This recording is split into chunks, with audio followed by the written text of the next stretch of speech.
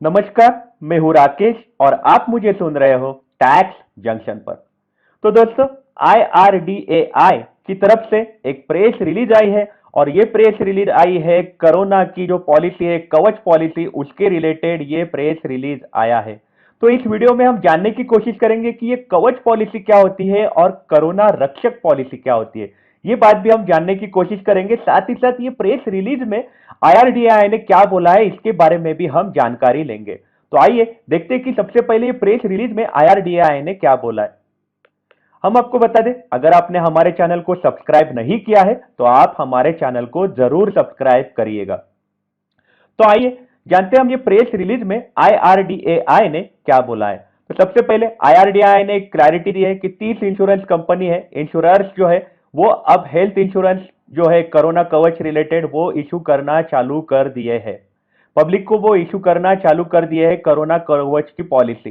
ये पॉलिसी का ड्यूरेशन रहने वाला है 3.5 महीना, 3.5 महीने का आप कवर ले सकते हो, या फिर 6.5 महीने का आप कवर ले सकते हो, 9.5 महीने का आप कवर ले सकते हो, 3.5 महीना, 6.5 महीना और 9.5 महीने का आप कवर ले सकते हो कवच पॉलिसी के तहत।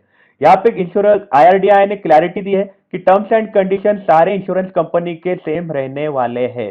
ऑलमोस्ट सारे इंश्योरेंस कंपनी के टर्म्स एंड कंडीशंस ये कवच पॉलिसी के रिलेटेड सेम रहने वाले हैं, लेकिन प्रीमियम जो है वो हर इंश्योरेंस कंपनी अपना अपना चार्ज कर सकती है। तो प्रीमियम में बदलाव आ सकता है, लेकिन टर्म्स एंड कंडीशंस कवच पॉलिसी के सेम रह सकते हैं। ध्यान रखिएगा, ये बहुत इंपॉर्टेंट बात है। साथ ही साथ यहाँ पे उन्होंने दूसरा अपडेट दिया है। यहाँ पे उन्होंने बोला है कि स्टैंडर्ड ग्रुप पॉलिसी है उसके लिए भी IRDAI ने इंश्योरेंस कंपनीज को अलाउड किया है। स्टैंडर्ड ग्रुप पॉलिसी मतलब कोई कंपनी है अपने सारे के सारे एम्प्लॉयज और उनके फैमिली मेंबर्स के लिए पॉलिसी निकाल सकती है, ग्रुप पॉलिसी निकाल के रख सकती है।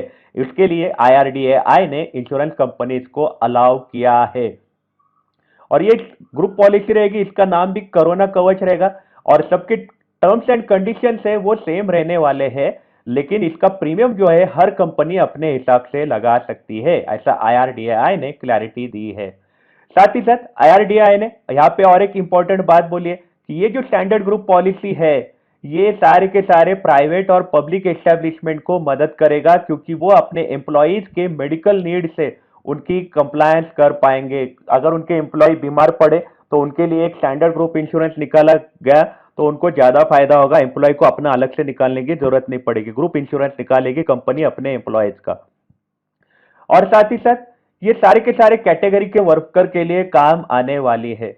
अगर यहाँ पे IRDAI ने क्लैरिटी दी है कि अगर ग्रुप इंश्योरेंस अगर आप निकालते हो और उसमें ग्रुप इंश्योरेंस में आप डॉक्टर या फिर नर्सेस या फिर हेल्थ केयर वर्कर्स का भी इंश्योरेंस उसमें साथ में इंक्लूड है, मतलब कोई हॉस्पिटल है वो अपने अंडर के जो एम्प्लॉयज है जैसे डॉक्टर्स है या फिर उनके नर्से, उनके अंडर काम करने वाले नर्सेस है, हेल्थ केयर वर्कर्स है, उनका अगर ग्रुप इंश्योरेंस निकालता है तो 5% डिस्काउंट उनको पॉलिसी के ऊपर मिलने वाला है।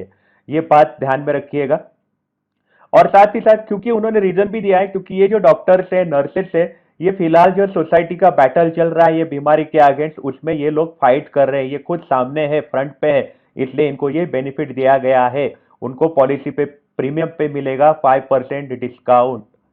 अगर ग्रुप पॉलिसी की बात करें तो ग्रुप पॉलिसी है ये बहुत सारे लार्ज नंबर ऑफ एम्प्लॉयज को कवर करने वाली है। एम्प्लॉय कहीं के भी हो, मैन्युफैक्चरिंग हो, सर्विस इंडस्ट्री के हो, SME, MSME, लॉजिस्टिक सेक्टर के हो, माइग्रेंट वर्कर्स हो, सबको कवर करने वाले हैं। ग्रुप पॉलिसी जो है ये किसी भी कंपनी अपने एम्प्लॉयज के लिए निकाल के रख सकती है, चाहे कंपनी प्राइवेट हो या पब्लिक हो, SME हो, MSME हो।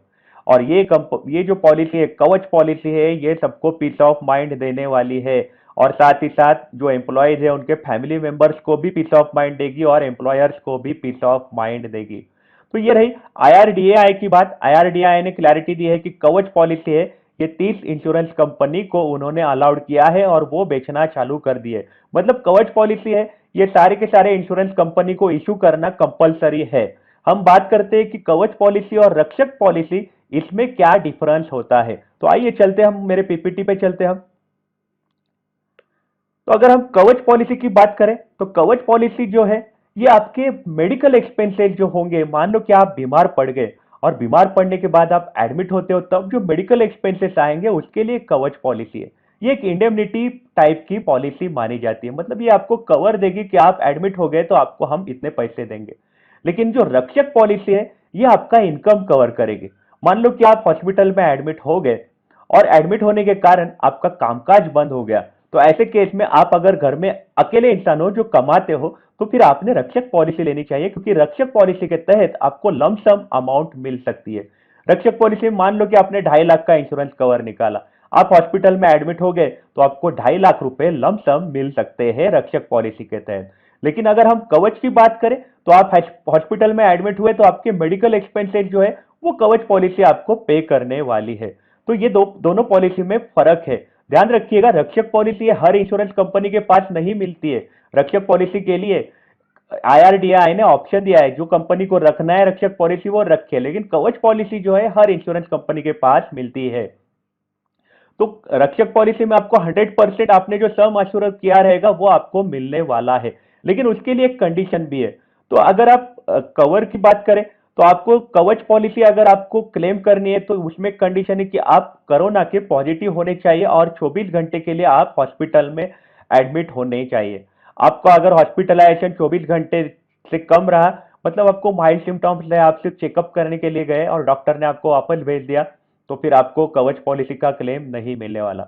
अगर हम रक्षक की बात करें, तो रक्षक के लिए आपको 72 आवर्स के लिए हॉस्पिटलाइजेशन आपका होना जरूरी है।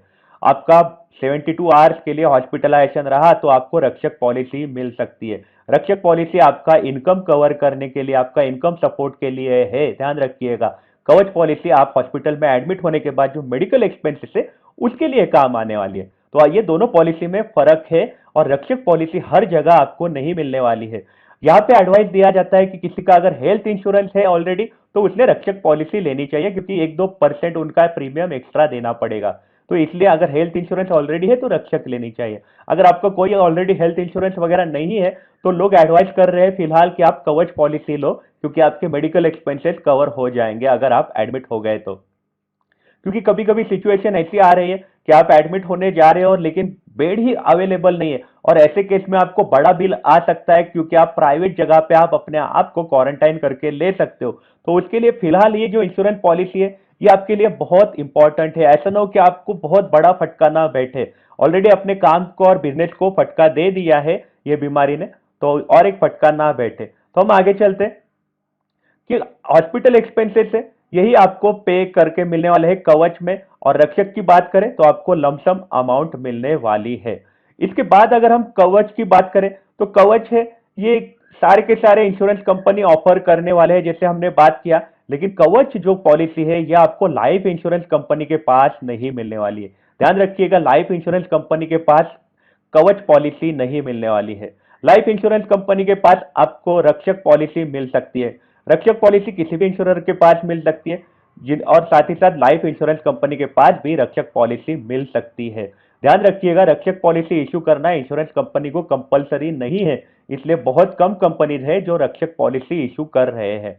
हम जानते हैं कि कौन से कंपनीज है। अगर हम रक्षक पॉलिसी की बात करें, तो ये जो फ्यूचर फ्यूचर जनरली या इंडिया इंश्योरेंस है, इनका जो प्रीमियम है ये कम माना जा रहा है। इनका जो प्रीमियम है star health and allied assurance से कम माना जा रहा है फिलहाल के सिचुएशन में।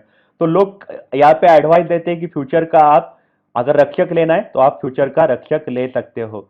ये मैंने देखा हुआ फिगर से, उसमें अलग अलग कंडीशंस है, इसलिए मैं एग्जैक्ट नहीं बोल रहा हूँ। लेकिन आप अगर रक्षक लेना चाहते हो तो आप फ्यूचर और स्टार में आप कंपेयर कर सकते हो, स्टार हेल्थ में आप कंपेयर कर सकते हो और आप अपना रक्षक पॉलिसी ले सकते हो।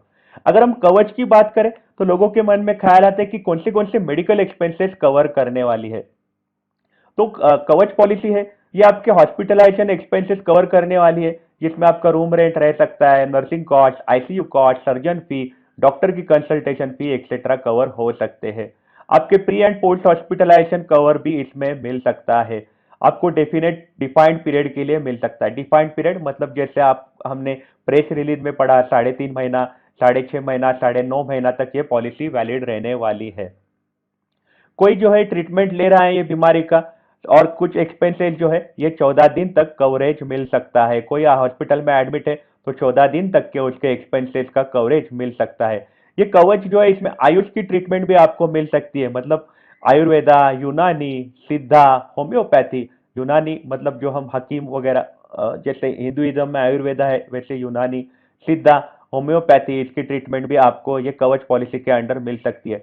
इमरजेंसी एम्बुलेंस कवर का भी आपको वहां पे प्रावधान किया गया है। आपका फर्ज है कि आप पॉलिसी ठीक से पढ़े और तभी आप खरीदें। हेल्थ इंश्योरेंस प्लान जो है, ये आपके केयर लेने वाले हैं। ये जो भी बीमारी है, ये बीमारी के तहत आपका केयर लेने वाले हैं। ये जो पॉलिसी है, ये इसके टर्म्स एंड कंडीशन सारे इंश्योरेंस कंपनी के सेम होने वाले हैं। और ये पॉलिसी का टेन्योर जो है, ये 3.5 महीना मतलब 105 दिन का है। 6.5 महीना मतलब 195 डेज का है। 9.5 महीना मतलब 285 डेज का है। अगर हम कवच की बात करें या फिर रक्षक की बात करें, इनका टेन्योर सेम ही है।